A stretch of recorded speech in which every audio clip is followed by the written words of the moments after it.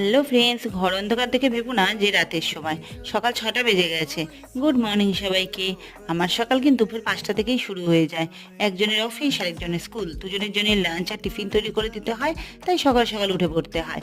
আর রান্নার ফাঁকে বাবাইকে ডাকতে চলে আসলাম, কারণ হাতে কিন্তু মাত্র আর 15 মিনিট সময় আছে।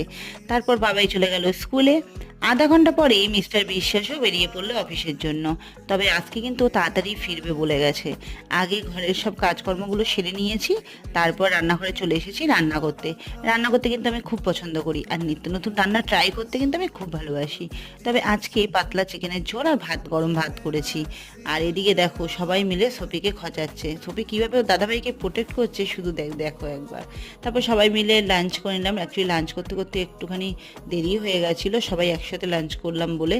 তারপর খাওয়া দাওয়ার পর একটু বিশ্রাম নিয়ে আমি গেলাম রোজগারের মতো ইভিনিং ওয়াকে। চলো বাই।